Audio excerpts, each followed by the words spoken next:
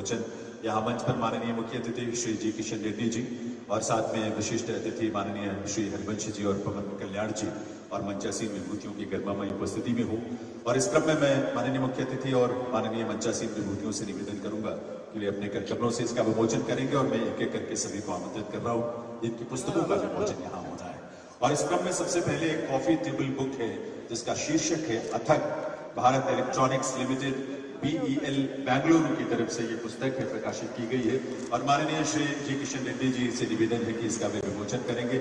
सभी मंचासीन विशिष्ट अतिथि इस विमोचन में भी शामिल होंगे। आपको ये बता दें कि भारत इलेक्ट्रॉनिक्स लिमिटेड कॉर्पोरेट कार्यालय बेंगलुरु की पहल BEL कॉफी टेबल बुक अथक, इसमें वर्षों के दौरान BEL में राजभाषा के प्रचार प्रसार के लिए जो अनूठे प्रयास किए गए, अभिनव पहल की गई और उपलब्धियां जो रही है उसका सुंदर सचित्र विवरण इसमें कॉफी टेबल बुक में शामिल किया गया है। एक बार आप सबकी शुभकामनाएं जरूर मिलनी चाहिए। कॉफी टेबल बुक अथक, Bharat electronics limited BEL Bengaluru की इस पुस्तक के लिए। और इसके बाद अगली पुस्तक जो है वो ONGC MRPL बेंगलुरु की ओर से है, हिंदी कार्यशाला अध्ययन सामग्री पुस्तक। बहुत ही उपयोगी पुस्तक है जिसका विमोचन मुख्य अतिथि महोदय अपने करकमलों से मंचासीन विभूतियों की गरिमामयी उपस्थिति में कर रहे हैं। ये कार्यालय हिंदी के प्रशिक्षण हेतु एक बहुत ही व्यवहारिक दस्तावेज है और दैनंदिन कार्यों में हिंदी का सहज, सुगम और व्यवहारिक उपयोग करने के लिए कार्मिकों को सक्षम बनाने के प्रयोजन से इस पुस्तक का प्रकाशन किया गया है। एक बार आप सबकी तरफ से बधाई और शुभकामनाएं हुई जिससे हमारे बेंगलुरु की टीम को इस हिंदी कार्यशाला अध्ययन सामग्री के प्रकाशन के लिए जिसका आज यहाँ विमोचन हो रहा है। अगली जो पुस्तक है तमिलनाडु केंद्रीय विश्वविद्यालय की ओर से है, ये दिनदर्शिका है। तमिलनाडु केंद्रीय विश्वविद्यालय द्वारा निर्मित दिनदर्शिका के विमोचन के अवसर पर मंच पर तमिलनाडु केंद्रीय विद्यालय के कुल सचिव आचार्य R तिरुमुरुगन भी उपस्थित होंगे।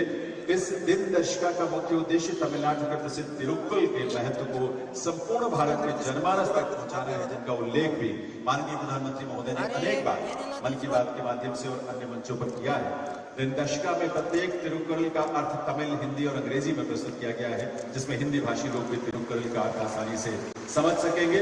इस प्रयास के लिए बहुत बहुत अभिनंदन तमिलनाडु केंद्रीय विश्वविद्यालय की उस पूरी टीम को जिनके माध्यम से ये पुस्तक प्रकाशित हुआ है, दिनदर्शिका का प्रकाशन हुआ है। बहुत बहुत बधाई।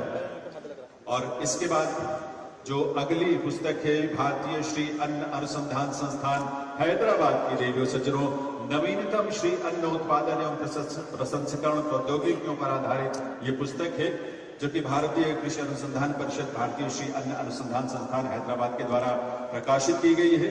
और इसमें जलवायु परिवर्तन के बावजूद लोगों को खाद्य और पोषण सुरक्षा सुनिश्चित करने और देश के गरीब किसानों की आय बढ़ाने के लिए उपयुक्त मार्गदर्शन इसमें शामिल किया गया है। और डॉक्टर राजेंद्र R चापे, डॉक्टर महेश कुमार, डॉक्टर सीतारा सत्यवती इस पुस्तक के लेखक हैं और ये महत्वपूर्ण संयोजन और प्रकाशन जो है इसके माध्यम से हुआ है। और अब मैं आमंत्रित करूंगा यूनियन बैंक ऑफ इंडिया की तरफ से तेलुगु में साइबर सुरक्षा पर कार्टून पुस्तिका का प्रकाशन जिन्होंने किया है, यूनियन बैंक ऑफ इंडिया की टीम इस समय मंच पर है। बहुत ही उपयोगी और बहुत रोचक ये पुस्तिका है। हिंदी के साथ साथ इसमें तेलुगु, कन्नड़ा, मलयालम इन सभी भाषाओं में इसका प्रकाशन किया गया है। और जैसे कि मैंने बताया कि कार्टून के रूप में इस पुस्तिका का प्रकाशन किया गया है, तो बच्चों से लेकर बड़ों तक और कम शिक्षित लोगों से लेकर शिक्षित लोगों तक सभी वर्गों के लिए बहुत रोचक और उपयोगी जानकारी इस पुस्तक के माध्यम से मिल सकती है इन भारतीय भाषाओं में, हिंदी सहित। तो इसके लिए बहुत बहुत बधाई यूनियन बैंक ऑफ इंडिया को इस पुस्तिका के प्रकाशन के लिए। कार्टून पुस्तिका जो कि साइबर सुरक्षा को लेकर समर्पित है, उसका विवरण इसमें बहुत ही रोचक ढंग से शामिल किया गया है, तेलुगु, कन्नड़ा, मलयालम और हिंदी। और इसके बाद भारत डायनामिक्स लिमिटेड BDL की पुस्तिका माननीय मुख्य अतिथि महोदय के करकमलों से विमोचित होगी। देश के सबसे बड़े रक्षा उद्यमों में से एक भारत डायनामिक्स लिमिटेड हैदराबाद के उत्पादक विवरणिका है और इसमें देश की तीनों सेनाओं के लिए बनाकर दिए जाने वाली विभिन्न प्रकार की मिसाइलें, विभिन्न अंतर्जल अस्त्र और प्रतिमारक प्रणालियों को उनका परिचय और तकनीकी विशेषताएं इसमें शामिल है। ऐसे 32 लगभग उत्पाद हैं और इन रक्षा उत्पादों में से कुछ का प्रयोग और सफल प्रयोग, प्रभावशाली प्रयोग ऑपरेशन सिंदूर के दौरान भी किया गया। तो उन सब का विवरण जो इसमें शामिल है, श्री होम निधि शर्मा, उप महाप्रबंधक और प्रधान राजभाषा विभाग वे इस समय इस विमोचन के अवसर पर मंच पर इसका विमोचन करवा रहे हैं। Bharat dynamics limited BDL Hyderabad की ये रचना, ये पुस्तिका। और अब इंडियन बैंक चेन्नई की ओर से पूर्वोत्तर भारत और देवधरा उत्तराखंड, ये दो पुस्तकें हैं जिनका विमोचन आज मुख्य अतिथि महोदय और मंचासीन विभूतियों के कर कमलों से होने जा रहा है। आपको ये बता दें कि Indian bank Chennai Indian bank द्वारा देश के विभिन्न राज्यों की भाषा, संस्कृति और धरोहर पर आधारित पुस्तिका के प्रकाशन का एक बहुत ही नवोन्मेषी कार्य शुरू किया है।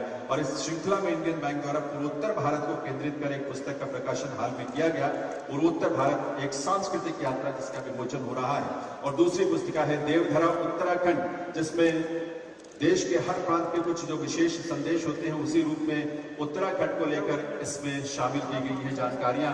बहुत रोचक जानकारियां हैं, उपयोगी जानकारियां हैं। इसके लिए इंडियन बैंक चेन्नई को बहुत बहुत बधाई आप सबकी तरफ से मिलनी चाहिए, बहुत सारी शुभकामनाएं। और अब केंद्रीय हिंदी संस्थान समन्वय दक्षिण, ये पुस्तिका, इसका विमोचन जो है यहाँ मंच पर होगा। दक्षिण भारत की साहित्य और संस्कृति पर केंद्रित ये बहुत ही एक उपयोगी पुस्तिका है, जिसका विमोचन मुख्य अतिथि महोदय के और मंचासीन विभूतियों के कर कमलों से यहाँ हो रहा है। देवियों सज्जनों, तो एक बार सबके लिए और इनके लिए भी, यानी केंद्रीय हिंदी संस्थान समन्वय दक्षिण के प्रकाशन के लिए सबको बहुत बहुत बधाई, सबको बहुत सारी शुभकामनाएं। ये समर्पण का भाव इस रूप में आगे बढ़ता रहे, ये हम सब की अभिलाषा है। और इस रूप में हिंदी और सभी भारतीय भाषाओं का प्रचार और प्रसार निरंतर आगे बढ़े। इस देश में संपर्क के रूप में राजभाषा हिंदी और आत्मीयता के साथ सभी भारतीय भाषाओं का एक संबंध बने। अब मैं आमंत्रित करूंगा मंच पर उन सभी विजेताओं को जिन्होंने स्वर्ण जयंती वर्ष में तमाम खेल से जुड़ी प्रतियोगिताओं को जो है